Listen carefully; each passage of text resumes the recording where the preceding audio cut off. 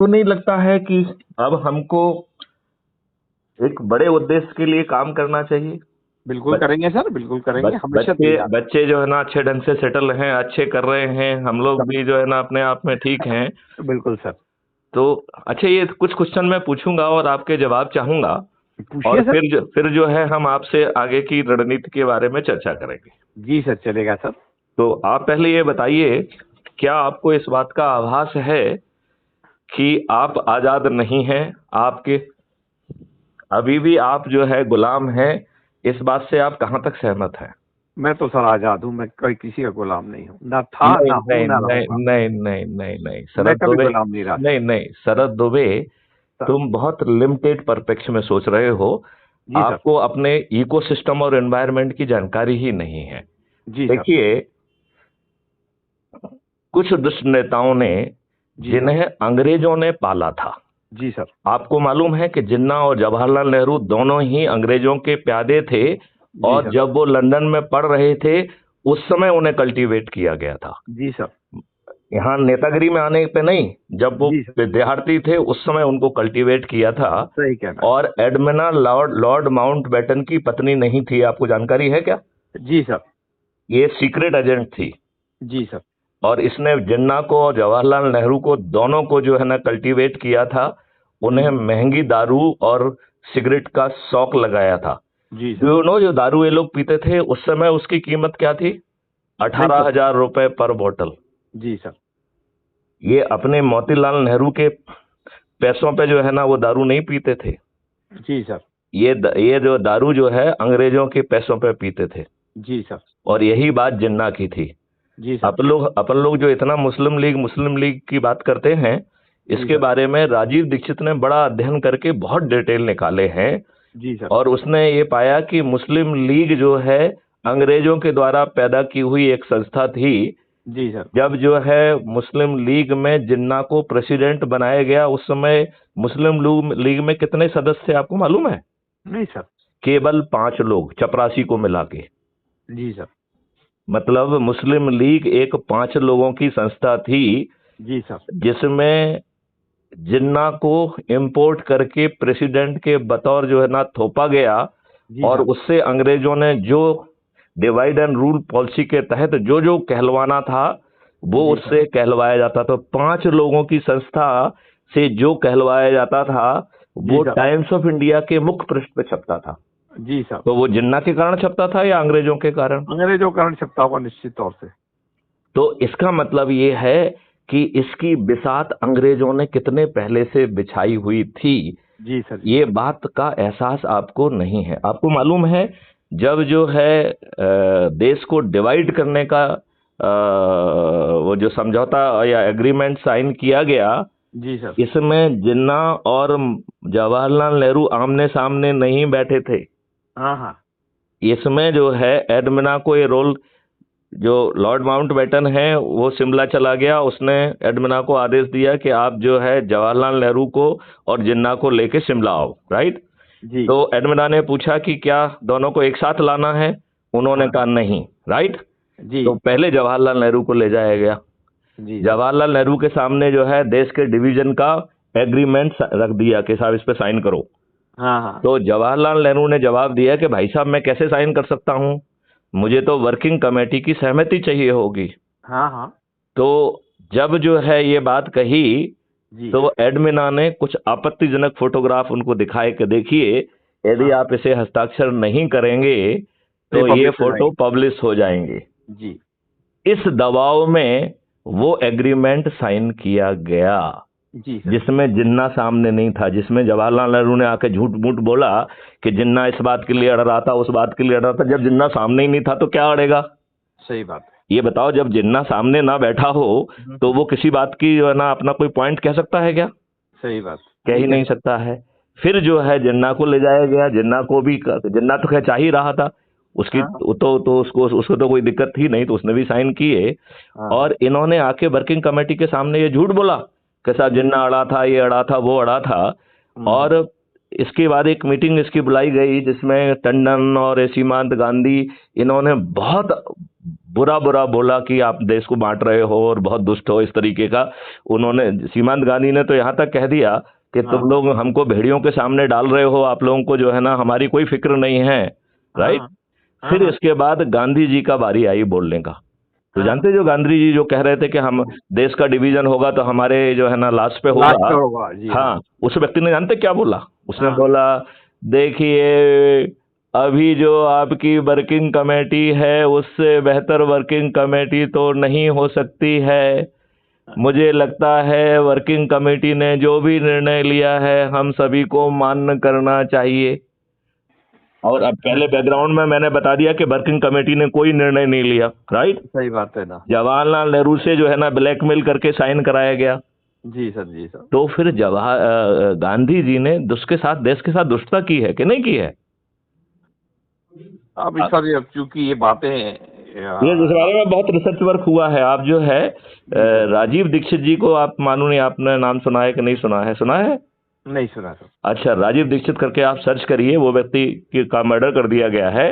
उसने अच्छा। बहुत रिसर्च की है, बहुत ही काबिल, he was engineer, he was MTech also, हाँ हाँ बहुत ही जुझारू व्यक्तित्व था। जी सर। यदि वो रहता तो ये देश का हालत बहुत अच्छा हो गया था। उसको 2010 में उसकी हत्या कर दी गई। अच्छा अच्छा। तो उस व्यक्ति ने बहुत रिसर्च की, मतलब इतनी जबरदस्त रिसर्च की कि हाँ आप जो है दांतों तले उंगली दबा लेंगे कि हाँ एक व्यक्ति इतना काम कैसे कर सकता है। जी जी। And he was a very fiery. वो पूरे उसने देश भर में जो है ना भ्रमण किया, देशों भर में सभाएं ली। हाँ उसने जो है जो एमएनसीज की जो है ना बिल्कुल ऐसी कम तैसी कर दी। मतलब वो स्वाभिमान भारत का जनरल सेक्रेटरी था। जी सर। तो कहने का मतलब ये है कि जाने कितने समझौते हुए, देश के साथ झूठ बोलते हुए, और जी सर। उन समझौतों के तहत ट्रांसफर ऑफ पावर लिया गया। हम्म। आप कभी आजाद नहीं हुए। Do you know, British parliament में 17 जुलाई 1947 को एक एक्ट पारित हुआ जिसका नाम था इंडिया इंडिपेंडेंस एक्ट, जी जिसमें इंडिपेंडेंस वर्ड का उपयोग केवल टाइटल में हुआ, नीचे एक्ट में कहीं भी इंडिपेंडेंट वर्ड का इस्तेमाल नहीं किया गया। जी जी। जिसको 18 जुलाई को जो है क्राउन की जो है ना असेंट मिली, और जिसके आधार पर फिर जो है भारत को और पाकिस्तान को दो डोमिनियन में बांटा गया। जी अब सर। आप ये बताइए, जवाहरलाल नेहरू 1949 में लंदन जाते हैं। आपने आजकल बड़ा सर्कुलेट हो रहा है, आपने पढ़ा है वो लंदन डिक्लेरेशन? नहीं नहीं पढ़ा सर। अच्छा, आप नोट कर लो, तो लंदन डिक्लेरेशन सर्च करके जरूर पढ़ो। जवाहरलाल नेहरू 1949 में जाता है और जी लंदन डिक्लेरेशन में साइन करता है कि मुझे जो है क्राउन की मातहती स्वीकार है। मैं चुनौती देता हूं, क्या देश के प्रधानमंत्री को किसी दूसरे देश की मातहती स्वीकार करने का अधिकार है क्या? हम्म। नहीं, बट आपको क्या लगता है या नहीं है? नहीं है सर।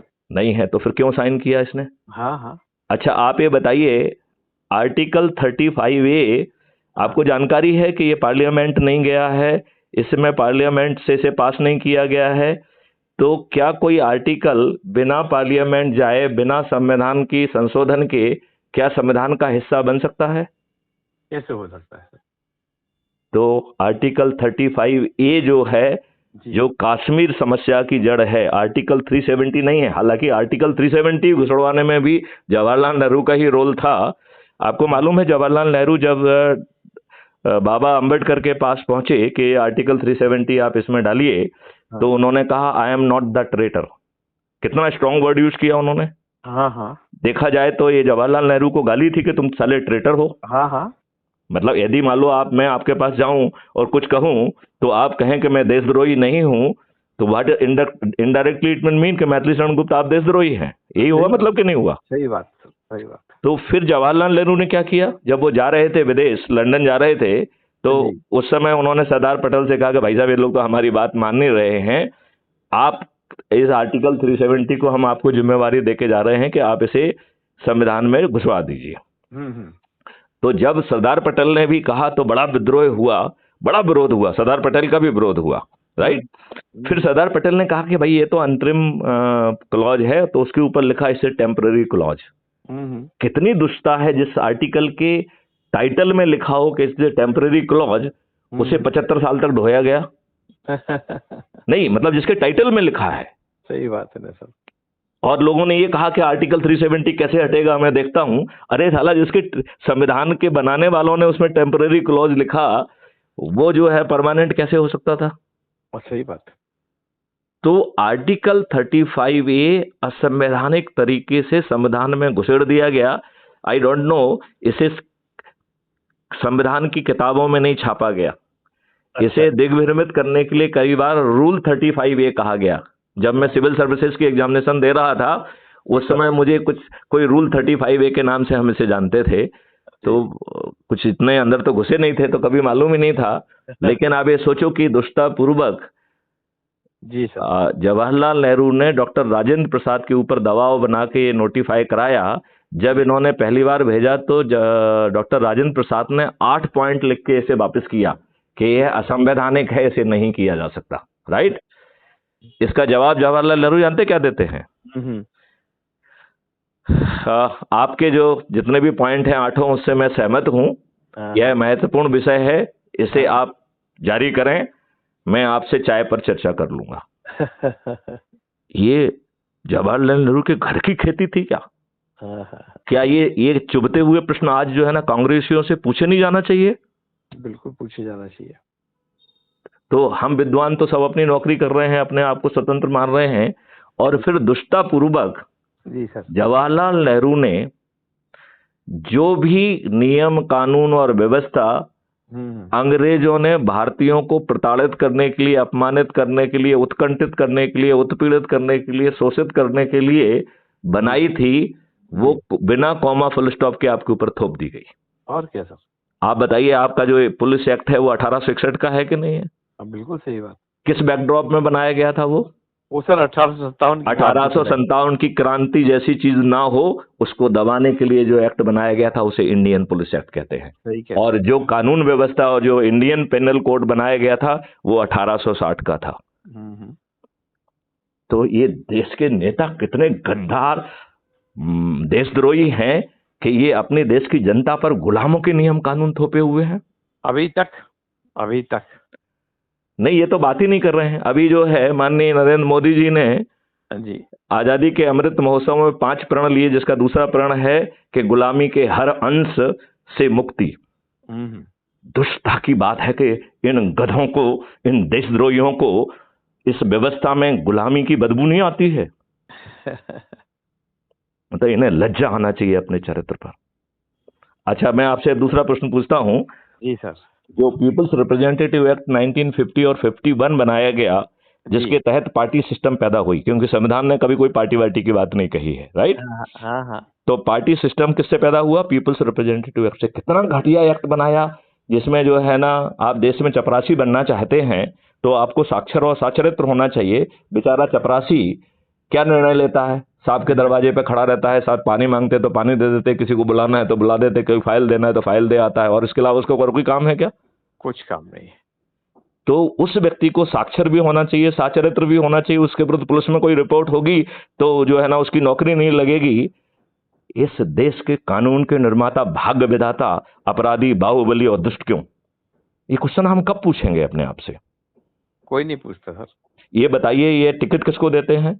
जो स्वयं अपराधी है, बाहुबली है, जो अतीक अहमद को सांसद बनाते हैं। तो मैं वही कह रहा हूं, ये शुद्ध दुष्ट लोग हैं और इन्होंने आपके ऊपर गुलामों के नियम कानून थोपे गए हैं, और ये ट्रांसफर ऑफ पावर हुआ। इस पावर के तहत दुष्ट लोग जो कि स्वयं बाहुबली, अपराधी और देशद्रोही हैं, वो आपके ऊपर थुपे हुए हैं और आपको मूर्ख बना रहे हैं। वो अच्छे लोगों को टिकट ही नहीं देते हैं, और एक के बाद एक उन्होंने सब जो है ना हम सब लोगों को जो है ना अपना चरण सेवक बना लिया है। तो आज की प्रशासनिक व्यवस्था इन दुष्टों की जो है ना चरण सेवक बन गई है। बन गई कि नहीं बन गई है? बनी गई सर। और वो भी छोटे से लाभ के लिए, कहीं पोस्टिंग मिल जाएगी या पोस्ट रिटायरमेंट कोई पद मिल जाएगा, इतने तुच्छ से लाभ के लिए इन दुष्टों ने, जो अपने आप को विद्वान कहते हैं, इन्हें साले लज्जा नहीं आती है। मैंने सर अभी मेरे जैसे आपसे संबंध है, ऐसे मेरे कई सारे डीजीओ से संबंध है, और इतने ही फ्रैंक मुझे सब डीजी साले लुच्चे टुच्चे दिखाई देते हैं, घटिया। मैंने उनसे चर्चा ये की कि सर जब प्रकाश सिंह जी ने सुप्रीम कोर्ट में रेट लगाई थी, और ये तय हुआ था कि स्टेट गवर्नमेंट जो है 6 या 3 आईपीएस के जो सीनियर मोस्ट उनके नाम भेजेगा, and CM is bound to tick pick any one of them. ऐसा नहीं कि वो नीचे से 10वें नंबर वाले को लाके डीजी बना दे, मेल बना दे। उन्हीं 3 नामों में से जो पैनल जाएगा, उन्हीं में से उसको एक चुनना पड़ेगा। मैंने कहा मोस्टली ये या तो एक बैच के होते हैं या आसपास के ऊपर नीचे के कात होते हैं। 3 डीजी मेरे प्रदेश के दुर्भाग्यपूर्ण एक ना हो पाए। यदि 3 एक हो जाते कि यदि मुझे बनाएगा या तुम्हें बनाएगा या उसे बनाएगा, अपन नहीं मानेंगे सीएम की, अपन तो वही मानेंगे जो कानून कहता है। वो तो जो पिछले 1 नवंबर 1956 से 1 नवंबर 1956 से आज तक एक डीजी हमको ऐसा नहीं मिला वो जो सीएम की नहीं माने। एक मिनट, मैं चलो आपको एक कहानी सुनाता हूँ, अपनी खुद की कहानी सुनाता हूँ, ठीक है ना सर? जब जो है ना डीजी का निर्णय होना था, तो आपको तो मालूम है मेरा भी नाम था, ठीक है ना? जी सर। तो एक व्यक्ति गया, उसने कहा कि साहब मैं मैथ्यूसन गुप्ता को जानता हूँ, बहुत अच्छे हैं, और देश की पुलिस बदल जाएगी, प्रदेश की पुलिस बदल जाएगी, आप जो है आपके जिले के तो एसपी भी रहे हैं, आप उनको पोस्ट करिए। तो उन्होंने छूटते ही कहा कि आप मैथ्यूसन गुप्ता को कितना जानते हैं? तो उन्होंने कहा साहब संपर्क है, जानता तो हूँ, बहुत अच्छे अधिकारी हैं, ईमानदार हैं। हाँ, बोले वो तो सब ठीक है, लेकिन वो हमारी बात भी नहीं मानेंगे। अब आप ये बताइए, आप कौन देश, यदि जो है सरकार ऐसी कौन सी घटिया बात कहने की सोच रखती है जिसमें उसे डर लग रहा है कि डीजी हमारी बात नहीं मानेगा? किसी डीजी की औकात है कि लॉफुल चीज को वो कह देगा ना माने? है किसी की औकात? नहीं, लॉफुल तो मानना ही पड़ेगा। तो फिर अब लॉफुल आप और इलीगल आप कहना क्यों चाहते हैं? इलीगल के बगैर उनका गुजारा। देखिए सर, आप लोग तो बहुत बड़े बड़े पोस्टों पर हैं, आप डायरेक्ट आईपीएस था, आपका कभी दुनिया में कोई कुछ बिगाड़ नहीं सकता था। आप डीजी, एडीजी, आईजी सब रहे। हम तो सब इंस्पेक्टर से भर्ती हुए, हमारा तो हर समय नुकसान हो सकता था। हमने किसी राजनीतिक दल की नहीं मानी, किसी नेता की नहीं मानी, हर चौथे दिन तबादला हुआ, चले गए सर, कोई दिक्कत नहीं हुई इस बात से। और ये जो अपने यहाँ अभी भी जो राजनीति है, भ्रष्टाचार की जो राजनीति है, गुंडागर्दी की राजनीति, इसको अभी भी पुलिस चाहे तो सर 2 घंटे में रोक ले, पर वो एक डीजी की रीढ़ की हड्डी सीधी होना चाहिए। क्या कर लेंगे सर? वो हटा देंगे डीजी को, दूसरा आएगा, तीसरा आएगा, चौथा आएगा, उसके बाद तो नहीं ला पाएंगे। पर यदि 4 दोस्त लोग, एक बैच के 4 दोस्त या 3 दोस्त एक बात तय कर लें कि we can change, they can change it. ऊपर से चेंज होगा सर, नीचे से नहीं चेंज होगा। देखो, मैं बड़ी सिंपल सी बात कह रहा हूँ, हम इसकी जड़ को ही क्यों ठीक ना करने? इसकी जड़ है व्यवस्था, इसका जड़ है कानून। तो ये दुष्ट राजनेता तो बदलेंगे नहीं। हमने एक ऐसी स्कीम बनाई है कि 2023 में, मतलब इसी वर्ष, मध्य प्रदेश, राजस्थान और छत्तीसगढ़ में सभी राजनीतिक पार्टियों के सभी राजनेता पराजित होंगे मैथिलीशरण गुप्ता की ताकत से। बहुत अच्छी बात है सर। और 2024 में माननीय नरेंद्र मोदी और गृह मंत्री अमित शाह सहित सभी राजनीतिक पार्टियों के सभी राजनेता पराजित होंगे। ऐसी पावरफुल व्यवस्था हमने तैयार की है, और किसी का 5 पैसा खर्च नहीं होगा। बहुत अच्छी बात है। तो आप इसको समझना चाहेंगे और इसका हिस्सा बनना चाहेंगे? तो सुनना तो चाहूंगा। क्यों हिस्सा बनने में डर क्यों लग रहा है आपको? सुनने और समझने के बाद तय करूंगा सर हिस्सा बनना। नहीं, ठीक बात है, ये तो बिल्कुल सही है। तो मैं आपको एक बड़ी छोटी सी बात बताना चाहता हूं जी सर, कि हमने एक ऐसा मॉडल बनाया है। जी सर। और आपको ये शायद जानकारी है कि नहीं है कि as a DG police reform, बल्कि एज ए डीजी होमगार्ड्स, जब माननीय नरेंद्र मोदी ने डीमोनेटाइजेशन किया था, तो मैंने एक डीओ लेटर लिख के और सरकारी अपनी ईमेल आईडी से उसे माननीय नरेंद्र मोदी को भेजा था। अच्छा, मुझे नहीं। आपको जो है एक भी डीजी ऐसा मिलेगा जो अपने प्राइम मिनिस्टर को पत्र लिखे, वो भी डीमोनेटाइजेशन जैसे सेंसिटिव मुद्दे पे? नहीं दम पड़ती सर, किसी की दम नहीं पड़ती है। और उसमें मैंने लिखा कि भाई 18 पॉइंट थे उसमें, उसके 2-3 पॉइंट बड़े महत्वपूर्ण हैं। पहला पॉइंट तो ये था कि जो एक्सचेंज बिजनेस आपने चालू किया है ये घटिया है, इसको बंद करिए। आपने जनधन योजना के तहत सभी के अकाउंट ऑलरेडी खोल दिए हैं, आप अधिकारियों की टीम घर घर भेजिए, जिनके अकाउंट नहीं खुले हैं उनके अकाउंट खोल दिए जाए। राइट? फिर जिसको जितना जमा करना है ये लाइन क्यों लग रही है? नंबर 1। नंबर 2, उसमें कहा गया कि डेबिट कार्ड और क्रेडिट कार्ड मास में प्रिंट करा के सबको घर पे डिलीवर कर दिया जाए। जी। तीसरा कहा गया है कि पीओएस मशीन्स की मास मैन्युफैक्चरिंग वो करके जहां कहीं संभव है वहां पीओएस मशीन्स भिजवा दी जाएं, जिससे हमें ट्रांजैक्शन के लिए पैसे की आवश्यकता कम हो जाएगी। और जो आपकी 4,000 की सीमा है, उसकी सीमा के अंदर लोग बाग बड़ी आसानी से जितना समय आपको चाहिए उतना समय देते हुए वो आसानी से अपना जीवन यापन कर पाएंगे, और आपका जो डिमोनेटाइजेशन के जो 5 उद्देश्य हैं उनकी प्राप्ति हो जाएगी। जानते हो क्या जवाब दिया गया मुझे? जी, आपके ग्रीवेंस को हमने संबंधित अधिकारी को भेज दिया है, ये जवाब आया उनका। इन दुष्टों को ये नहीं मालूम है कि मैथिली शरण गुप्त का कोई ग्रीवेंस नहीं है। क्या ग्रीवेंस है मेरा? कोई ग्रीवेंस नहीं सर, राइट। ये सलाह है, एक जिम्मेवार व्यक्ति दे रहा है, और अपने देश के प्रधानमंत्री को दे रहा है। जी, तो उसे अपने पास रखना चाहिए थी इस बात को, या कॉपी किसी को भिजवाना तो भिजवाना हो, उसकी कंप्लायंस के लिए अपने पास रखना चाहिए था उसे। यदि उसे कुछ संशय था तो आपका ही अधिकारी था, एक मैसेज भिजवाते कि पहुंचो यहाँ पे जरा आपसे चर्चा करना है, आपने क्या बकवास लिखी है। ये कायदे से देश के प्रधानमंत्री को यही करना चाहिए था कि नहीं करना चाहिए था? करते या तो जोर से डांट लगाना चाहिए था कि साला तेरा दिमाग घूम गया है क्या, है तूने बकवास क्यों लिखी है, और बकवास तो थी नहीं वो। लेकिन इन दुष्ट राजनेताओं की सोच इतनी छोटी है कि आपको मालूम है डिमोनेटाइजेशन क्यों किया गया? नहीं सर। उत्तर प्रदेश का चुनाव जीतने के लिए। अच्छा, बस केवल, इसके अलावा और कुछ नहीं था। अदरवाइज आप ये बताइए, जितना पैसा सर्कुलेशन में था उससे ज्यादा पैसा बैंक में लौट के वापस पहुंच गया। इसका मतलब है आपने कुछ काउंटरफिएट करेंसी को भी इनकैश कर दिया। कर दिया कि नहीं कर दिया? मतलब तो यही होगा। तो फिर आपने किन किन मोनेटाइजेशन की बात कही? सुप्रीम कोर्ट बैठ के जो है ना ये निर्णय ले रहा है कि आपको अधिकार है कि नहीं है। अरे भाई साहब, किस मकसद से लिया था, वो मकसद ठीक है कि नहीं? आपने देश की जनता पे कितना जो है ना आपने अत्याचार किया, इसके बारे में कोई बात करने के लिए तैयार नहीं है। अकेला हम सिर्फ लीगलिटी देखेंगे कि हमें अधिकार है कि नहीं है। किस नियत से किया गया था, वो नियत पूरी हुई कि नहीं हुई, ये कोई नहीं देखेगा। कम से कम जो है ना उसको देख के साइड लाइन में तो कह देना चाहिए ना कि हालांकि ये हमारा मेन इशू नहीं है, लेकिन ये जन महत्व का इश्यू है, इसलिए हम इसको एग्जामिन करके इसके बारे में अपनी राय देना चाहते हैं, चाहे वो जजमेंट ना हो। सही बात है। जिसको कहते हैं this is call A technical language में इसको कहते हैं सरकमबेक्टा, ऐसा कुछ नाम है इसका, ठीक है ना? मतलब जो कोर डिसीजन से मानने नहीं रखता है, लेकिन पेरिफेरल इश्यूज को जो जुडिशरी उठाती है उसको यही कहते हैं, ठीक है ना? तो ऐसा तो किया नहीं गया, राइट। अब अपन अपने कोर इश्यू पे वापस आते हैं जी। तो आपको जो है स्वतंत्रता जो है पावर ऑफ ट्रांसफर के तहत मिली, सो कॉल्ड। 15 अगस्त और 26 जनवरी मूर्ख बनाने के लिए किए गए। देश के संविधान में 80% हिस्सा गवर्नमेंट ऑफ इंडिया एक्ट 1935 से लिया गया, राइट।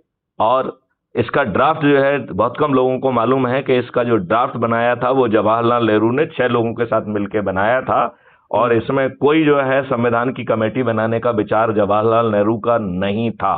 वो एक अंग्रेज, जिसका नाम मैं भूल रहा हूं, उस अंग्रेज से उसको रिफाइन कराना चाहता था। जब गांधी जी को मालूम पड़ा तो उसने कहा कि बहुत बदनामी होगी, ये मत करना। तब जो है संविधान समिति बनाई गई जिसमें डॉक्टर बाबा आम्बेडकर थे। और इंटरनेट पे संविधान समिति में क्या चर्चा हुई, कौन खड़ा हुआ, किसने किसको धन्यवाद किया, इस हद तक डिटेल अवेलेबल है। अभी आप दिख रहे हैं इसमें महिला कितनी थी, पुरुष कितने थे। नहीं, ये नहीं किसने क्या कहा, अब वो खड़े हुए, उन्होंने धन्यवाद ज्ञापित किया, इस तक डिटेल है उसमें। अच्छा, मतलब it is giving the details, verbatim detail के हुआ क्या है वहां पे, कौन खड़ा, कौन बैठा, किसने किसे धन्यवाद कहा, किसने क्या कहा, इस हद तक डिटेल अवेलेबल है। तो ये चीज का प्रश्न नहीं उठता है कि जिस ड्राफ्ट को आम्बेडकर जी जिस पे चर्चा कर रहे थे वो ड्राफ्ट की कॉपी कहां से आई थी। इसका मतलब है किसी ने कोई कॉपी दी थी ना उनके हाथ में, जिस पे चर्चा करके उसको ठीक करना था। ये वही कॉपी है जो जवाहरलाल नेहरू प्लस 7 लोगों ने बनके बनाई थी। और ये बात जानबूझ के छिपाई गई, ये बात कहीं किसी को नहीं बताई गई। बाबा अंबेडकर को हीरो बना के कैसा है ऐसा है ऐसा करके देश की जनता को मूर्ख बनाया गया। ये बाबा अंबेडकर ने ये बात कही भी कि हमारे पास समय कम था, हमको जो न्याय करना चाहिए था शायद हम उतना न्याय नहीं कर पाए हैं, दिस इज ऑन रिकॉर्ड। तो आपके संविधान से लेके हर चीज में दुष्टता की गई है। आपको जो है ना गुलामों के नियम कानून थोपे हैं, वही व्यवस्था थोपी हुई है, गलत निर्णय लिए जा रहे हैं। ये बताइए, आपके जितने भी राजनेता हैं अपराधी, बाहुबली और दलबंधु तो हैं ही। जरा आप एक बहुत अच्छे और सटीक पुलिस और जागृत पुलिस ऑफिसर हैं, आपको निश्चित रूप से आइडिया होगा कि इनकी माली हालत कैसी थी जब इन्होंने राजनीति में आए और आज इनकी माली हालत कैसी है। ये शरद जो है ना दुबे से तो नहीं छिपा है। सही बात है ना। तो इन दुष्टों ने, जो अपराधी बाहुबली और देशद्रोही थे, जो साले पटियों पे बैठते थे, इन्होंने देश की जनता का पैसा लूट के जो है ना भ्रष्टाचार करके इनके जो है ना थाउजेंड्स और लाख करोड़ के जो है ना इनकी प्रॉपर्टी है। एक कांग्रेस का, अब तो कांग्रेस में नहीं है वो, एक कांग्रेस का नेता हुआ करता था जो कि टूटी साइकिल पे चलता था। उसके पास चाय के पैसे नहीं होते थे, वो बगल वाले की जेब से पैसे निकाल के चाय का पेमेंट करता था हमेशा। आज उसके पास जो है मुंबई से लेके पुणे तक की जितनी जमीन है वो उसी की है, जो मेरे ख्याल से कई बिलियंस की तो होगी ही। तो किसी एक की बात नहीं है, 99% उसी कैटेगरी में आते हैं। 1-8% कोई शरीफ वाला होगा तो बात अलग है। उसको नहीं जीने देते सर, उसको ये लोग ही नहीं जीने देते, उसको उखाड़ फेंकते हैं। आप बिल्कुल ठीक कह रहे हैं। तो शरद दुबे जी, आप ये नहीं समझना चाहेंगे कि हमने क्या जादुई छड़ी इन्वेंट की हुई है? ये बिल्कुल समझना चाहेंगे सर। अच्छा, तो हमने क्राइम फ्री भारत मिशन 21 लक्ष्यों के साथ पैदा किया है और इसमें हमारी जो भूमिका as a DG railway, DG home guards और डीजी पुलिस रिफॉर्म की रही, उसका बड़ा रोल रहा इस सब कॉन्सेप्ट को आगे बढ़ाने का।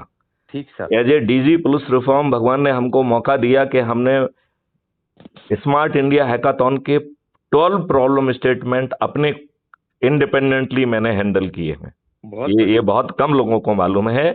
और देश की 53 इंस्टीट्यूट एंड यूनिवर्सिटीज का मैथिली शरण गुप्त के साथ एमओयू है टेक्नोलॉजी डेवलपमेंट करने का for the crime free Bharat. अच्छा। हजारों बच्चों ने मेरे अंडर जो है ना मेजर माइनर प्रोजेक्ट इंटर्नशिप की हुई है और ढेर सारी टेक्नोलॉजी, काफी कुछ जो है वो डेवलप की हुई पड़ी हुई है। बहुत छोटे गैप्स हैं, उन गैप्स को भर के हम बड़ी आसानी से, बहुत ही आसानी से टेक्नोलॉजी के बिना पर जो है हम ऐसा क्राइम फ्री भारत जमीन पे उतार सकते हैं जिसमें बिना थाने जाए आपकी एफआईआर दर्ज हो जाएगी और यदि आप झूठी एफआईआर दर्ज कराएंगे तो उसी सर्टेनिटी से आप जेल पहुंच जाएंगे। ठीक है सर। उसकी दूसरी सर्टेनिटी कहती है कि क्राइम फ्री भारत का टेक्नो इंजन ऐसी जो है ना चीजों को कैप्चर कर पाएगा जो आज की पुलिस के एंटेना और रडार का हिस्सा ही नहीं है, और उन अकाट साक्ष्यों के साथ 15 दिन के अंदर चालान पेश हो जाएगा, अधिकतम 15 दिन के अंदर जी। फिर उसकी तीसरी सर्टेनिटी कह रही है कि क्राइम फ्री भारत का टेक्नो इंजन, जो कि डिस्ट्रीब्यूटेड वीडियो बेस्ड ट्रायल पर सिस्टम है, बिना कोर्ट जाए 3 दिन से अधिकतम 30 दिन में न्याय मिल जाएगा और उसके लिए आपको कोर्ट में नहीं जाना होगा। और वो आज की तुलना में बहुत ज्यादा 1000 टाइम मोर ट्रांसपेरेंट होगा, मोर एफिशिएंट होगा और जजेज की और वकीलों की संख्या कोई बाधा पैदा नहीं करेगी। और इस सिस्टम से जो रेवेन्यू जनरेट होगा वो आज जो भारत सरकार सभी तरीके से जितना रेवेन्यू इकट्ठा कर पा रही है उसका 10 गुना पैसा जो है ना वो क्राइम फ्री भारत की रेवेन्यू स्ट्रीम से आएगा। मतलब क्राइम फ्री भारत की रेवेन्यू स्ट्रीम के बिना पर हम इस देश को टैक्स फ्री कर पाएंगे और हमारे पास डेवलपमेंट के लिए 10 गुना ज्यादा पैसा अवेलेबल होगा अकेले क्राइम फ्री भारत मॉडल के आधार पर। तो इस तरीके के उसमें 21 ऑब्जेक्टिव हैं जो आगे कह रहा है कि भारत में टैक्स भी नहीं होगा, भारत में जो है, भारत में एसीआर जो है बॉस नहीं लिखेंगे। एसीआर जो है उसके विभिन्न एट्रीब्यूट्स के आधार पर कैप्चर होगी। ठीक है ना सर। तो वो एक परफॉर्मेंस इंडेक्स बनेगी और उसी से आपकी ट्रांसफर और पोस्टिंग डिसाइड होगी, राइट। तो आगे चल के आपकी चॉइस पोस्टिंग होगी, ओनली पैरामीटर होगा आपकी परफॉर्मेंस इंडेक्स। तो आज का जो नेताओं का बहुत बड़ा जो ट्रांसफर उद्योग है वो समाप्त हो जाएगा। है? सही बात है। और जब सबकी एनर्जी उसके मूल काम में जाएगी तो हमारे काम की गुणवत्ता कितनी बढ़ जाएगी। सही बात है। इसका जो है एक वो भी है कि जो सिस्टम है वो ट्रांसपेरेंट होगा, अकाउंटेबल होगा। यदि घूस खाकर या जानबूझ के कोई गलत निर्णय लेगा तो उसे प्रशासकीय दंड के साथ साथ संबंधित विक्टिम को क्षतिपूर्ति भी देना होगी। क्या बात है, बहुत बढ़िया। इसमें दो तरीके की अपील का प्रावधान होगा। एक अपील है appeal against the judgement and appeal against the जज। अपील अगेंस्ट द जज एक बहुत ओरिजिनल कॉन्सेप्ट है जो कह रहा है कि इन जज महोदय ने पर्याप्त साक्ष्यों को नजरअंदाज करके धूर्ततापूर्वक गलत निर्णय दिया है। उस केस में बहन अपील अगेंस्ट द जज होगी तो जज महोदय को स्वयं कोर्ट में खड़ा होकर अपने जजमेंट को डिफेंड करना होगा। और करनी चाहिए, जब तुमने दिया है तो करो। और यदि वो डिफेंड नहीं कर पाए तो वो महाअभियोग से अभियोजित करके उनको जज नहीं रहेंगे वो। और सही तो है। और उन्हें साथ में कंपनसेशन भी देना होगा। तो आप बताइए, ये न्यायाधीश जो अभी अपने लॉर्ड बन गए हैं ये सच में न्यायाधिपति बन जाएंगे?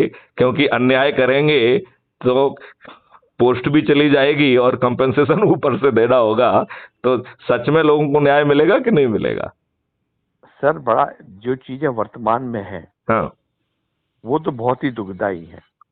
दुखदाई इसलिए है कि जितने भी हाई कोर्ट के जजेस बनते हैं ये मेरिट पर या योग्यता पर नहीं बनते। ये इनके पॉलिटिकल पार्टी से जो अटैचमेंट होते हैं, इनके क्लोजनेस होती है, उसके आधार पर बनते हैं। पर यही हाई कोर्ट से सुप्रीम कोर्ट चले जाते हैं और सारे निर्णय जो हैं वो राजनीतिक आकाओं के हिसाब से चलते हैं। और इस समय जो सबसे सत्यानाशी चल रही है वो ये हो रहा है कि हाई कोर्ट और सुप्रीम कोर्ट के जजेस को जो रिटायर हो रहे हैं वो उपराज्यपाल बना रहे हैं, गवर्नर बना रहे हैं। तो उनको एक लालच और पैदा कर दी गई है।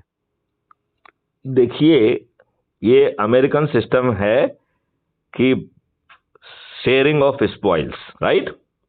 तो जो आपको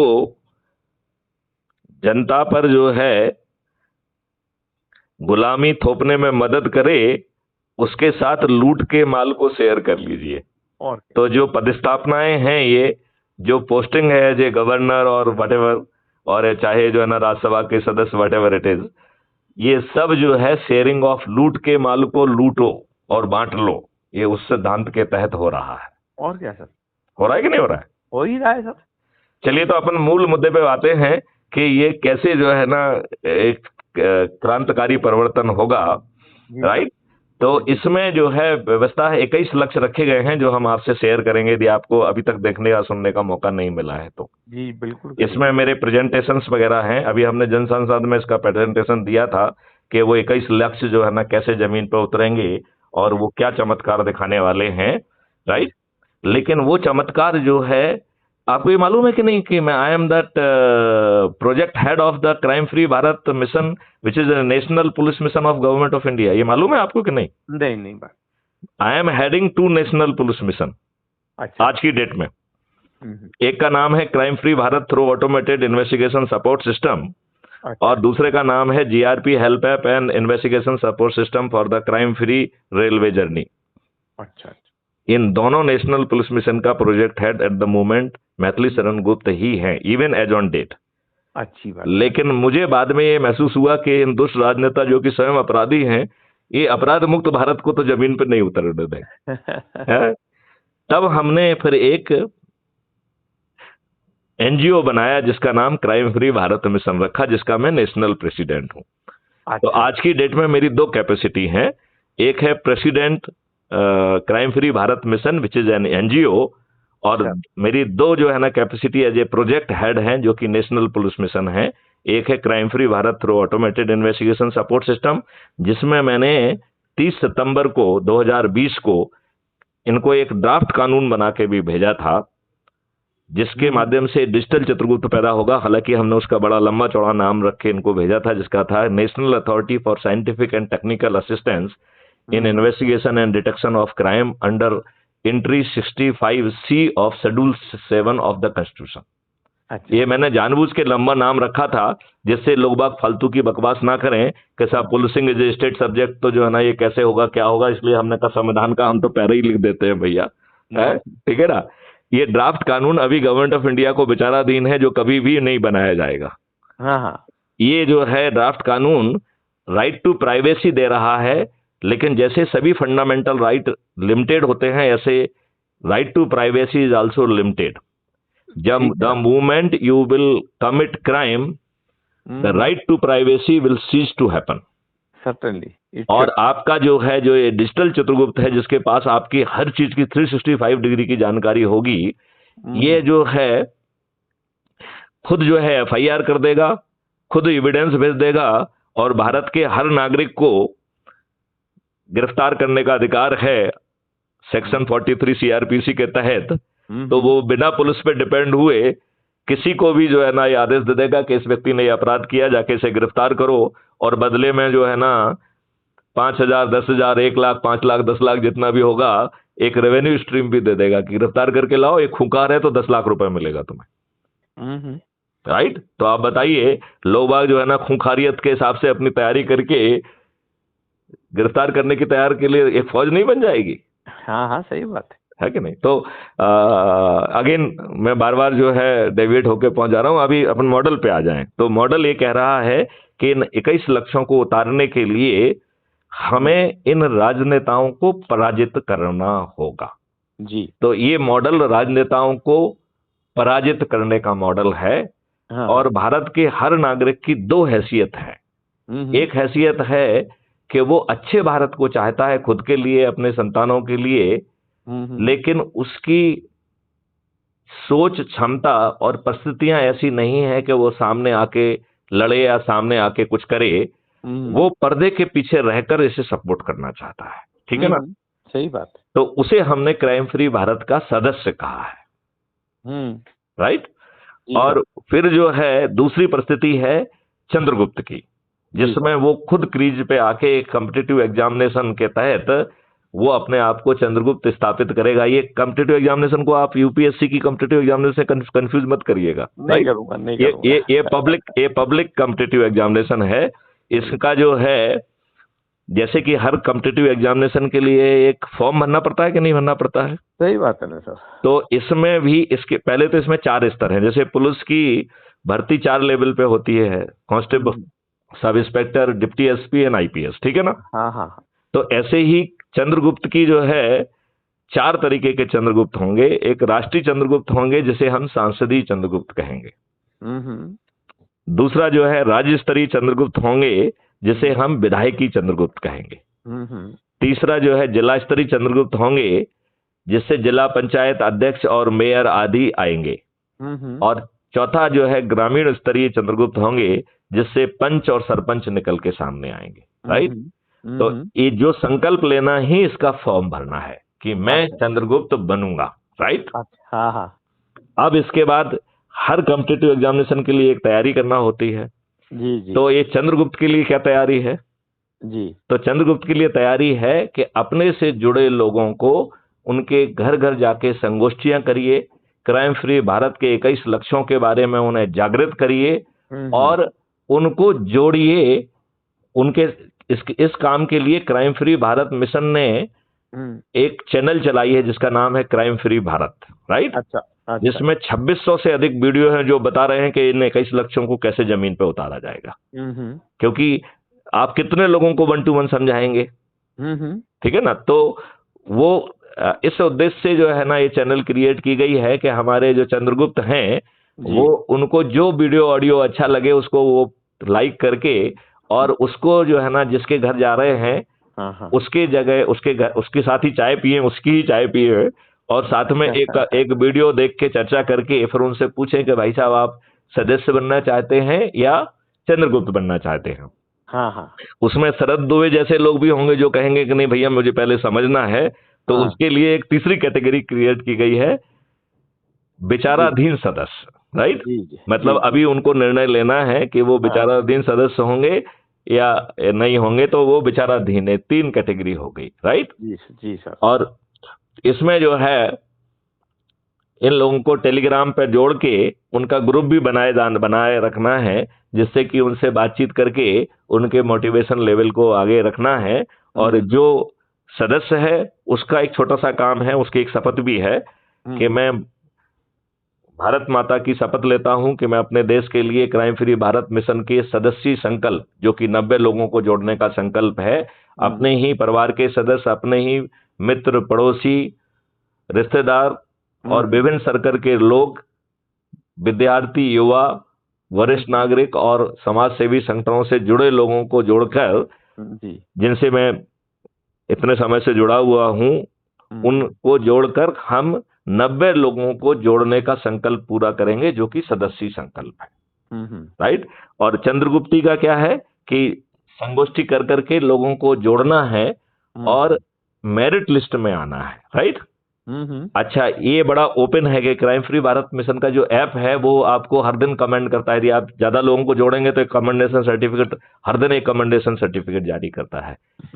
इसमें यदि आप एक व्यक्ति को जोड़ेंगे तो वो आपको जो है मोहल्ला अधिकारी बनाता है। यदि आप 3 व्यक्तियों को जोड़ेंगे तो टाउन अधिकारी बनाता है। 5 व्यक्तियों को जोड़ते हैं तो ब्लॉक अधिकारी बनाता है। 10 व्यक्तियों को जोड़ेंगे तो जिला अधिकारी बनाएगा, और 50 को जोड़ेंगे तो राज्य अधिकारी, और 100 को जोड़ेंगे तो राष्ट्रीय अधिकारी। और राष्ट्रीय अधिकारी बनने के बाद आपकी चंद्रगुप्त की यात्रा प्रारंभ होती है। पहले, उसके पहले चंद्रगुप्त की यात्रा प्रारंभ नहीं होती है। ठीक है ना। तो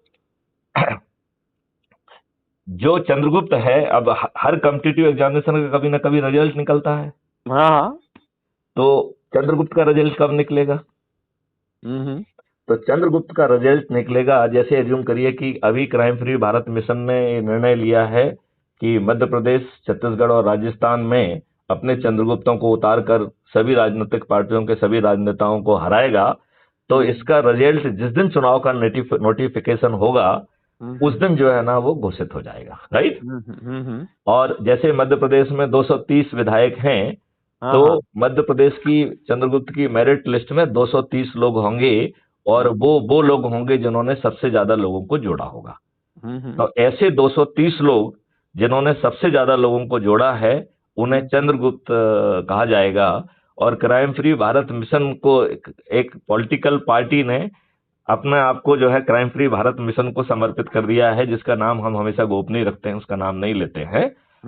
वो पॉलिटिकल पार्टी जो है आपके पास पहुंचेगी और क्राइम फ्री भारत मिशन की तरफ से आपको एक सर्टिफिकेट देगी कि आपने अपने आप को चंद्रगुप्त स्थापित कर दिया है। ठीक है ना। और साथ में ही वो एक विधायक का टिकट भी आपको दे देगी। ठीक है ना।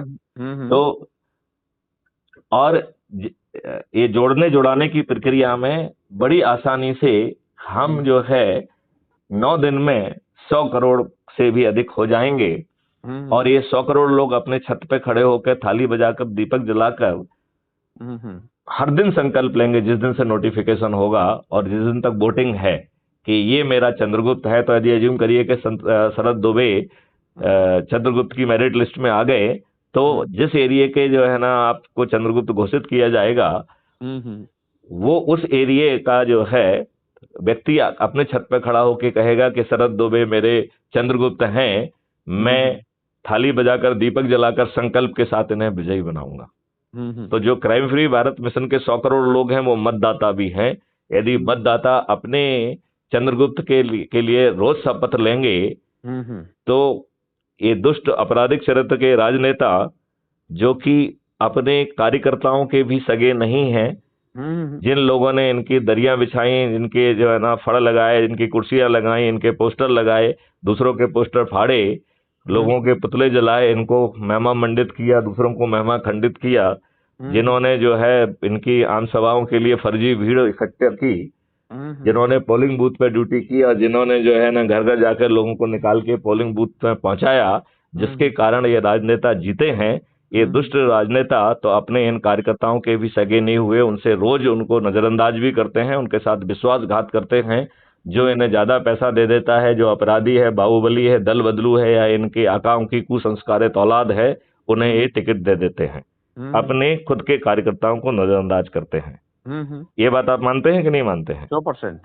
और आप ये देखिए जीतते कैसे हैं। अभी आज के जमाने में हर पॉलिटिकल पार्टी ने सोशल मीडिया हैंडलर्स पाल के रखे हुए हैं। हाँ। एक एक सोशल मीडिया हैंडलर की हजार हजार आइडेंटिटियां हैं, और वो जो है वही पंप कर रहे हैं जो ये चाह रहे हैं, राइट। प्रिंट मीडिया इनकी जेब में है, इलेक्ट्रॉनिक इनका मीडिया इनकी जेब में है, होर्डिंग से लेके इन्होंने सब चीजें भर दी हैं, सरकारी खर्चे पर जो है देश को की जनता को लूटते हुए ये करोड़ों खर्च कर रहे हैं, और इसके लिए इन्होंने जनसंपर्क जो है विभाग भी बना के रखा है, जो इन पत्रकारों को जो है ना चुन्नियां बांटता रहता है। तो और ये आम सभा भी करते हैं, राइट। हाँ। तो ये आम सभा भी जो है पैसे देकर, आपको मालूम है, हम और आप पुलिस हैं तो हमको ग्राउंड की हर चीज मालूम है कि ये कैसे गाड़ियां भेजते हैं। आजकल तो पैसा भी देते हैं, लंच डिनर की व्यवस्था भी करते हैं, और वो व्यक्ति वहां के वोटर भी नहीं होते हैं। तो आम सभाओं में भीड़ इकट्ठी एक चुनाव मैनेजमेंट की प्रक्रिया के तहत की जाती है, जिससे ये इंप्रेशन पैदा हो सके कि ये भाई बहुत पॉपुलर है, यही जीतने वाले हैं। अभी आपको मालूम है एक नई प्रक्रिया और चालू हुई है जिसे कहते हैं सर्वे। तो ये पैसे देके फर्जी सर्वे कराते हैं, अपना आकलन जो है ना वो कंपनी को देते हैं, कंपनी उसी को जो है ना टेक्निकल भाषा में लिख के इनको सौंप देती है और करोड़ों रुपए इनसे ले लेती है, और उस जो है सर्वे को ये लोग प्रचारित करके उसे जमीन पर सही सिद्ध करने में लग जाते हैं, और बाद में फिर उस सर्वे को जो है ना क्रेडिट भी देते हैं कि देखो कितना सही सर्वे किया था। लेकिन सर्वे करने को भी मालूम है और सर्वे कराने वाले को भी मालूम है कि ये पूरा फर्जी है, राइट। जी। तो फर्जी सर्वे के द्वारा और फ्रीबी बांटकर, दारू बांट के, साड़ी बांटकर, जिसको ये दुष्ट लोग कत्ल की रात कहते हैं, कत्ल की रात में ये लोग दारू बांटते हैं, साड़ी बांटते हैं, पैसे बांटते हैं कि नहीं बांटते हैं? बांटते हैं सर। आपने कई बार पकड़ा भी होगा इनको जी। पकड़ा कि नहीं पकड़ा? हाँ। तो ये सही मामले में पीपुल्स रिप्रेजेंटेटिव हैं ये, या शुद्ध रूप अपराधी हैं जिनका इवन जीतने की कार्रवाई भी आपराधिक कृत्यों से भरी हुई है? सही बात है। मतलब ये जनप्रतिनिधि कहने के लिए I don't feel they qualify. बिल्कुल आपराधिक प्रवृत्ति करने, आपराधिक प्रवृत्ति के हैं, बाहुबली हैं, दल बदलू हैं, और अपने आकाओं की कुसंस्कारित औलादें भी हैं, क्योंकि इनके आकाओं ने इन्हें अच्छा माहौल तो दिया नहीं है, तो सुसंस्कार होने का तो कोई स्कोप नहीं है, लिहाजा ये कुसंस्कारित ही होंगे। ये बात मानते हैं कि नहीं मानते? सही बात है सर। इनके घरों में जो माहौल है वो अच्छा माहौल तो है नहीं, है कि हो भी नहीं सकता। तो ये कुसंस्कारित औलादें हैं कि नहीं है ना सर।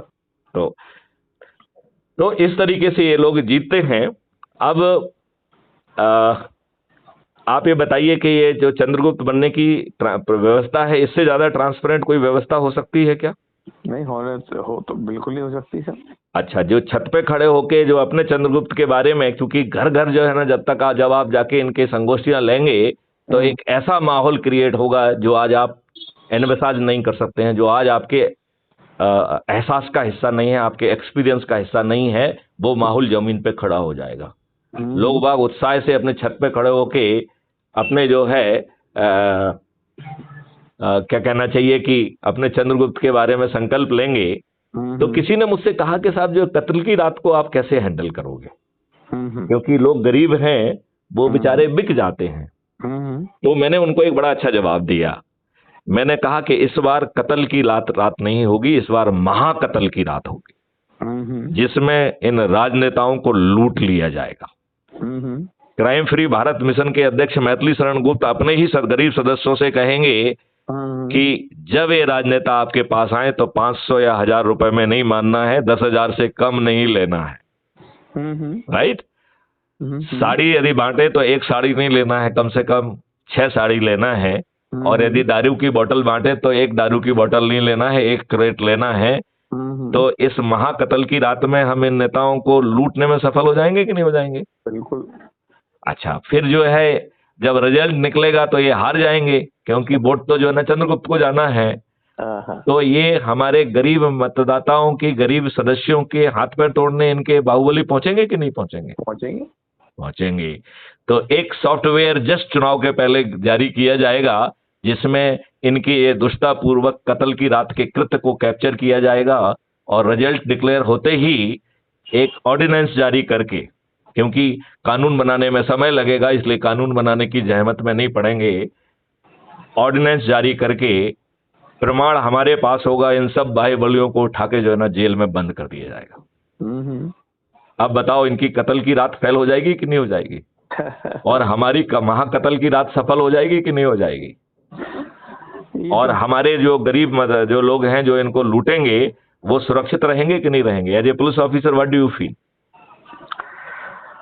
सर कुछ चीजें सुनने में, कहने में, लिखने में बहुत आसान लगती हैं, धरातल पे आना और उसको सरसब झोंक पाना, यदि हम अपने ही लोगों से जो हमसे बरसों से जुड़े हुए हैं, जो हमारे परिवार के सदस्य हैं, जो हमारे रिश्तेदार हैं, जो आप में आस्था रखते हैं, यदि उनको घर घर जाके आप जागृत करेंगे जी तो 90 लोगों को तो जोड़ ही लेंगे। और सही मायने में देखा जाए तो 90 लोग चाहिए भी नहीं है, ठीक है ना? देखिए अब मैं 100 करोड़ की आपको समझाता हूं, ठीक है ना जी? समझना चाहते हो? जी सर। अच्छा, तो यदि हम ये माने कि मैथिली शरण गुप्त ने ये अभियान आज ही तैयार किया, राइट, आज ही चालू किया, और शरद द्विवेदी जी जो है ना पहले शिकार हो गए, ठीक है ना, और 8 लोग और शिकार हुए और उनको ऊर्जाकृत करके, संकल्पित करके, शपथकृत करके जोड़ लिया, तो आज शाम को हम 10 हो जाएंगे कि नहीं? हाँ हाँ। ये 10 लोग जो है संकल्पित हैं कि इन्हें अगले 9 दिन तक 10-10 लोगों को जोड़ना है, राइट? जी जी। तो दूसरे दिन 100, तीसरे दिन 1000, चौथे दिन 10,000, 5वें दिन 1 लाख, 6वें दिन 10 लाख, 7वें दिन 1 करोड़, 8वें दिन 10 करोड़, 9वें दिन 100 करोड़ हो जाएंगे कि नहीं? सर मैं थोड़ा सा स्पीच में एक पॉइंट रेस कर रहा हूँ। करिए, जरूर जरूर करिए। मेरा ये कहना है कि आपने जैसे अभी मुझसे 1 घंटे करीब बात करी, हाँ हाँ, मगर मैं यदि इंडिविजुअल पर्सन हूँ, मैं कोई भी, मेरे अंदर एक थॉट प्रोसेस चलता है। बिल्कुल ठीक है। मेरा थॉट प्रोसेस मेरे अनुभवों पर, मेरे एक्सपीरियंस पर, मेरे एजुकेशन पे, मेरे फैमिली बैकग्राउंड पे, मेरी नौकरी के बैकग्राउंड पे, मेरे एक्सपीरियंस पे आधारित है। बिल्कुल, बहुत सही कहा आपने। और ये जो आपने जो मेरे को थॉट दिया है, ये सब जितनी भी चीजें मैंने भी आपसे कही, सब में से फिल्टर होकर निकलेगा। जैसे गंदा पानी है, उसको डालेंगे तो कोई कचरा रोकेगा, कोई पत्थर रोकेगा, कोई रेत रोकेगा, कोई रंग रोकेगा, कोई कुछ रोकेगा, देन ओनली वो लास्ट वाला उसको प्योरीफाई करेगा। बिल्कुल सही है। जैसे आपने कह दिया कि आज मैंने 9 आदमी बनाए, कल 10 बनाए और परसों 90 बन गए। ये थॉट प्रोसेस में निकलना, इन चीजों में जाना और उस पर्टिकुलर व्यक्ति की आवश्यकताएं और उसकी सोच और उसकी इच्छाएं, उनमें मैच हो पाना मेरे को इतना इजी नहीं लग रहा। आप बिल्कुल ठीक कह रहे हैं। तो इस कठिन काम को कितना सरल है, मैं उल्टे ढंग से समझाऊं क्या? सर इस समय तो जितनी मैंने आपकी बात सुनी है, नहीं, इसको उल्टा ढंग से 2 मिनट में समझा देता हूँ। वो ऑलरेडी इतना भरा हुआ है दिमाग में। जो क्या भरा हुआ है? नहीं, जो भी आपने बात, नहीं आपके दिमाग की जो भी आपने बात मुझे भी बताई, राइट फ्रॉम। अच्छा चलो 1 मिनट में फिर भी हम आपको बता देते हैं सरल कितना है ये, ठीक है ना जी? देखिए, 9वें दिन 9 करोड़ लोग 10-10 लोगों को जोड़ रहे हैं, इस प्रकार 90 करोड़ लोग जुड़ेंगे और 9वें दिन आपका संकल्प पूरा हो जा रहा है। तो 100 में से 90 करोड़ लोग किसी को भी नहीं जोड़ेंगे, सिर्फ जुड़ जाएंगे, तो भी 90 करोड़ का, 100 करोड़ में से 90 करोड़ का संकल्प पूरा हो जाएगा। ये सही बात है, हाँ या नहीं? मतलब 100 में से 90 करोड़ को खुद जुड़ना है, किसी को भी नहीं जोड़ना है। नहीं सर, मुझे तो नहीं लगता। नहीं, आप यदि हम, ये तो हम डायनामिक्स की तय कर रहे हैं ना कि 9वें दिन 9 करोड़ हैं और जिसमें 10-10 को जोड़ के 90 करोड़ होना था। यदि हम मानते हैं कि ऐसा होता है तो ये 90 करोड़ लोग जो है इन्हें खुद जुड़ना है, किसी को, एक भी व्यक्ति को नहीं जोड़ना है, तो भी 100 करोड़ में से 90 करोड़ का संकल्प पूरा हो जाएगा। क्योंकि अपन उल्टा देख रहे हैं ना इसको भाई। I agree. नहीं, ये बताइए, आपको किसी को नहीं जोड़ना है तो किसी को नहीं जोड़ना है, सिर्फ सुन के अपने आप को जुड़ जाना क्या कठिन है? नहीं, अपने आप को जुड़ जाना बिल्कुल कठिन नहीं। कठिन नहीं। चलिए अब मैं आप 8वें दिन और 9वें दिन की संख्या को हम अपनी सुविधा के लिए थोड़ी देर के लिए जोड़ लेते हैं, राइट? तो 8वें दिन 9 करोड़ लोग जुड़ रहे हैं और 9वें दिन 90 करोड़ लोग जुड़ रहे हैं, तो दोनों को जोड़ेंगे तो 99 करोड़ हो गए, राइट? तो 99 करोड़ लोग 2 दिन में जुड़ रहे हैं। इसका मतलब है कि यदि 99 करोड़ व्यक्ति मात्र एक व्यक्ति को जोड़ देंगे, मतलब पति यदि पत्नी को, पत्नी अपने पति को, या एक बच्चे को, या रिश्तेदार को, किसी भी एक व्यक्ति को जोड़ेगा, तो 100 करोड़ में से 99 करोड़ का संकल्प पूरा हो जाएगा। 90 को घास लेने भेज दो अभी आप, ठीक है ना जी? तो क्या हम एक व्यक्ति को जोड़ना कठिन है क्या? क्या मिसेज शरद दुबे को जोड़ना आपके लिए कठिन है क्या? बिल्कुल सर। सरल है या कठिन है? कठिन है सर। कठिन है। तो एक आध किसी बच्चे को जोड़ लोगे, अपने पड़ोसी को जोड़ लोगे, अपने मित्र को जोड़, हैं? पहले अपने आप को तो जोड़ पाऊं सर, सबसे पहले ज्यादा जरूरी तो है मेरे आपको को आप नहीं नहीं नहीं, आपको अपने आप को क्यों नहीं जोड़ पा रहे हैं? जब आप गुलाम बने हुए हैं, आपके ऊपर रोज अत्याचार हो रहा है, थाने में आपकी रिपोर्ट नहीं लिखी जा रही है, आपको जो है ना गलत रिपोर्ट पे जो है ना बंद कर दिया जा रहा है, ठीक ढंग से विवेचना नहीं हो रही है, आपके साथ अत्याचार हो रहा है, बाहुबली आपकी जमीनों पे कब्जा कर रहे हैं। आपका कहना बिल्कुल सही है। आप हर व्यक्ति के पैर में बीमारी फटी हुई है, फिर अपने आप को जोड़ने में क्या दिक्कत है और क्यों दिक्कत है? और यदि हम अपने आप को भी नहीं जोड़ सकते हैं तो हम निहायत ही घटिया और देशद्रोही व्यक्ति हैं। हमको जूते लाते खाने का हमारी किस्मत है, हमें साले यही गुलामी जो है ना हमारी जो है ना हमारी किस्मत में यही लिखा हुआ है, हमारे प्रारब्ध में यही लिखा हुआ है। अब मुझे बताइए, आप जो है ना यदि आज की स्थिति इतनी खराब है, जो हमने इतना विवेचन जिसमें हम और आपने सहमति जाहिर की है, इतनी घटिया उस स्थिति के बावजूद भी आप क्यों नहीं जुड़ना आपके लिए अपने आप को जोड़ना क्यों कठिन है? आप बताइए ना मुझे मिस्टर शरद दुबे, क्यों जोड़? यदि आप इन सब चीजों से सहमत हैं तो आप अपने बारे में तो निर्णय ले ही सकते हो ना। नहीं, अपने बारे में मैं निर्णय ये ले सकता हूँ कि मैं सारे कार्य अच्छे करता हूँ। अरे वो निर्णय छोड़ो, अभी तो ये निर्णय है कि देश के बदलने के लिए कई लक्ष्यों के साथ क्राइम फ्री भारत अवतरित होगा कि नहीं होगा। हमारा ऐसा कोई इरादा नहीं है सर। नहीं नहीं, आपका इरादा क्यों नहीं है? आपका इरादा होना चाहिए ना सर, इसलिए कि हमारी उम्र नहीं है सर, कि अब हम 70-72 साल की उम्र में जाने के बाद में तो आप मत करिए। अपने आप को जोड़ने में आपको क्या करना है? कुछ नहीं करना है। यदि आपको अपने आप को जोड़ना है तो उसमें क्या करना है? आपको क्या करना है? आपकी उम्र कहाँ बाधा हो रही है? हम आपको लिंक भेजेंगे, उससे जुड़ जाइए, बात खत्म हो गई। 90 करोड़ में आप पहुंच गए जुड़ते ही। नहीं, उसमें तो देखिए, दिल तो वही कहता है जो आप कह रहे हैं। मैं तो आपकी प्रैक्टिकलिटी की बात कर रहा हूं, आपकी उम्र की 73 साल की उम्र की बात कर रहा हूं। मैं कह रहा हूं कि आपकी उम्र आपको इजाजत नहीं देती है। मैथिली शरण गुप्त अभी आपको एक लिंक भेज देते हैं। आप दिमागी तौर पे मेरी बात से सहमत हैं, आप चाहते हैं कि आपका देश ऐसा ही हो जैसा मैथिली शरण गुप्त कह रहे हैं, और आप उस लिंक से जुड़ जाते हैं, तो आप 90 करोड़ में आ गए कि नहीं आ गए? यदि आप एक व्यक्ति को जोड़ लेंगे तो आप 99 करोड़ में आ गए, चाहे पड़ोसी को ही जोड़ लेंगे। अब 1 करोड़ को फिर मैथिली शरण गुप्त संभाल लेंगे, तो अब मैथिली शरण गुप्त जरा वो 1 करोड़ वाली बात भी कर लेते हैं।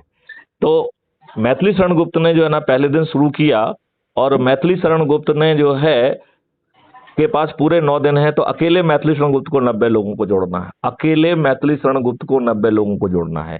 शरद दुबे जो पहले दिन जुड़े हैं, उनके पास 8 दिन बचे, तो उन्हें मात्र 80 लोगों को जोड़ना है। तो 9 लोगों को केवल 80 लोगों को जोड़ना है, 90 लोगों को केवल 70 लोगों को जोड़ना है, 60 लोगों को 900 लोगों को केवल जो है 40 लोगों को जोड़ना है, 9000 लोगों को 50 लोगों को जोड़ना है, 90,000 को 40 को जोड़ना है, 9 लाख को जो है ना 30 को जोड़ना है, 90 लाख को जो है ना 20 को जोड़ना है, और 9 करोड़ को 10 को जोड़ना है, और 90 करोड़ को किसी को नहीं जोड़ना है। तो निश्चित तौर पर ये बहुत कठिन तो बिल्कुल नहीं है, स्पेशली जब आपको बदले में इतनी बड़ी चीज मिल रही है। हर किसी के पैर में बीमारी फटी हुई है, आपके नियम कानून और व्यवस्था पूरी बदल जाएगी। यदि आपकी नियम कानून और व्यवस्था सब बदलने वाली है, तो इस लाभ के लिए आपको क्यों नहीं करना चाहिए? और करना चाहिए ना, बिल्कुल करना चाहिए।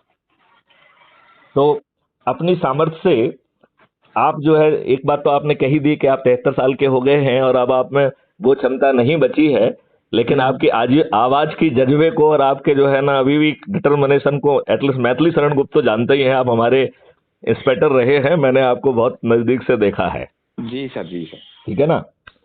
तो आप जो है ना 90 को मत जोड़िए। यदि आप किसी को नहीं जोड़ेंगे तो 90 करोड़ में आ जाएंगे। यदि आप 1 को जोड़ देंगे तो 99 करोड़ में आ जाएंगे। यदि आप जो है ना 10 को जोड़ देंगे तो आप 9 करोड़ में आ जाएंगे। यदि आप 80 को जोड़ देंगे तो 9 में आ जाएंगे। राइट? हाँ। तो प्रयास करने में तो कोई बुराई नहीं है ना। बिल्कुल बिल्कुल, है ना? तो मैं आपको 2 लिंक भेज रहा हूं, जो आप अपने आसानी से, एक तो क्राइम फ्री भारत का लिंक भेज रहा हूं, और मैं अपेक्षा करता हूं कि उससे जुड़ के आप अपने आप को 90 करोड़ में तो शामिल कर ही लीजिए। ठीक है ना? बिल्कुल। अच्छा, दूसरा मैं आपको लिंक भेजूंगा crime free Bharat YouTube channel की, जिसमें 2600 से भी ज्यादा वीडियोज हैं जो बता रहे हैं कि ये देश कैसे बदलेगा। जो ये कह रहे हैं कि 2024 के जनरल इलेक्शन में माननीय प्रधानमंत्री नरेंद्र मोदी और अमित शाह दोनों हारेंगे। जी। कैसे हारेंगे वो भी हम आपको बता रहे हैं। जैसे लोगों को ये फिजिबल दिखने लग जाएगा, लोगों में बहुत लोग जो है ना भरे पड़े हुए हैं, इन्होंने अपने कार्यकर्ताओं के साथ दुष्टता की है, किसके भले हैं ये? कोई किसी का भला नहीं है सर। तो फिर जो है ना, फिर यदि हमने आपको मॉडल दे दिया और आपको घर से नहीं निकलना है, 5 पैसे नहीं खर्च करना है, गुलामों के नियम कानून नहीं तोड़ना है, आपको कोई जुलूस नहीं निकालना है, किसी को पिटीशन नहीं देना है, मात्र जुड़ के और जो है ना लोगों को जागृत करके यदि आपका काम हो रहा है, वो भी अपने लोगों के उनके बीच में जाके यदि आप चाय पियेंगे तो आपका भला ही होगा कि नहीं होगा? नहीं नहीं, बिल्कुल बात तो पूरी भले की है सर, बात तो पूरी भले की, और हर आदमी के दिल की बात है। ऐसा नहीं कि आपके दिल की बात है, सबके दिल की बात है। चलो एक काम करते हैं, आजमा के देखते हैं 2023 में क्या होता है। जी सर, जी आजमा के देखने में तो कोई बुराई नहीं है, पैसे नहीं लग रहे हैं। बिल्कुल बिल्कुल सर, मैं तो आपके हार्ड वर्किंग के लिए, आपकी थिंकिंग के लिए आपको साधुवाद देता हूँ, और all wishes from my side. बस पहले तो जो है आप लिंक से जुड़ के 90 करोड़ में जुड़ जाइए, और फिर जो है दिन में एक आध व्यक्ति को जोड़ के जो कुछ आपसे बन पड़े वो कर लीजिए। जी सर, जी ठीक है ना। और यदि आप चंद्रगुप्त की इच्छा कभी जागृत हो जाए तो नंबर 1 आने पे मुख्यमंत्री बनेगा आदमी। जी जी सर, जी सर। मतलब ओपन कंपटीशन है ये तो। जी सर, जी सर। और यदि ऊपर के जो है ना 30-40 जो भी मंत्री होते हैं, जी सर, यदि ऊपर के 30 में आ गए तो मंत्री बनना तय है। आपको ना मैथिली शरण को मस्का लगाना है, ना किसी को मस्का लगाना है। इतनी ट्रांसपेरेंट और ओपन चीज जो है ना संभव है क्या? जी सर। आप ये बताइए, अभी केजरीवाल ने जो है ना पार्षदों के टिकट में 1.5 करोड़ रुपए लिए और उनके पैसे, उनके जो है ना दस्तावेज भी रखवा लिए। एक व्यक्ति को जो है ना, वो जब इन्होंने टिकट नहीं दिया तो उसने कहा भैया मेरे पैसे वापस कर दो, मेरे दस्तावेज वापस कर दो, मैं किसी दूसरी पार्टी से खड़ा हो जाता हूं। तो इन्होंने ना पैसे वापस किए ना दस्तावेज वापस किए। He has committed suicide. आपको नहीं लगता है कि केजरीवाल को जो है ना केस रजिस्टर करके जेल भेजा जाना चाहिए? सर सबको लगना चाहिए सर, 1 to all। एक आदमी तो ईमानदार नहीं दिखता सर पूरे देश में।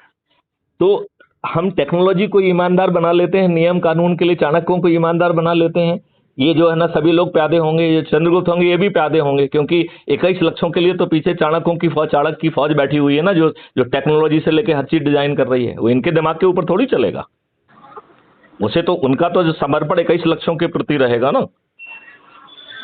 3 महीने से 6 महीने के अंदर जो है चीजें ग्राउंड पर बदल जाएंगी। आपको ये मालूम है, जब अच्छा एसपी आता है तो जिले की रिदम बदल जाती है।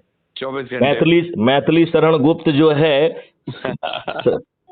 कमान संभालने वाले हैं। इस मैसेज से बिना कानून बदले 90% लोग बदल जाएंगे कि नहीं बदल जाएंगे? बदल जाएंगे। ये बात मानते हो कि नहीं मानते हो? जब वो कुछ भी नहीं करें, एक भी कानून जो है ना वो बदलने का काम जो भी कह रहे हैं, टेक्नोलॉजी बाद में लाएंगे, लेकिन सिर्फ इस बात से कि मैथिली शरण गुप्त के हाथ में कमांड आ गई है, इतने मात्र से जो है ना ग्राउंड पे जो है ना रिफ्लेक्सेस और काम बदल जाएगा कि नहीं बदल जाएगा? बदलता है ना सर, हमने तो बदला है। मैं वही कह रहा हूं, अपनी जिंदगी में कभी सत्ता जुआ नहीं चलने दिया तो नहीं चलने दिया। बिल्कुल ठीक बात है, बिल्कुल ठीक बात है। तो चेंज किया है नहीं। और देखिए चलिए, आप तो हो गए हैं अपने कमिटमेंट वाले। बहुत सारे लोग जो कि एसपी को देख के चलते हैं, वो एसपी यदि अच्छा आ गया तो अच्छा काम करने लग जाते हैं। यदि एसपी मंदिर जाता है तो वो भी मंदिर जाने लगते हैं। यदि एसपी दारू पीता है तो वो भी कलारी बजाना चालू कर देते हैं। सही बात है ना सर। तो यहाँ तो जो है ऊपर वाले को देख के जो है ना कहते हैं रंग बदलते हैं ना हमारे लोग। तो चलो, मेरे ख्याल से लंबी बात हो गई है। मुझे लगा एकदम मेरे जेहन में तुम्हारा नाम आया। मैंने कहा कि भाई 90 करोड़ में कम से कम शरद दुबे का नाम तो होना ही चाहिए। 100% आएगा सर। मैं I will open the link. ठीक है, मैं अभी आपको SMS से भेजूंगा ये लिंक। ठीक है ना सर। और यदि आप टेलीग्राम यूज नहीं करते हैं तो आई विल रिक्वेस्ट यू कि काइंडली जो है डाउनलोड टेलीग्राम, क्योंकि मैं व्हाट्सएप का उपयोग नहीं करता हूं, क्योंकि व्हाट्सएप जो है ना ये गवर्नमेंट की प्यादे बन गए हैं। हाँ, तो मैंने व्हाट्सएप का उपयोग, मैं टेलीग्राम डाउनलोड कर लेता हूँ। चलिए ठीक है। जय हिंद, जय भारत, वंदे मातरम। जी सर, जी सर, प्रणाम सर। नमस्कार।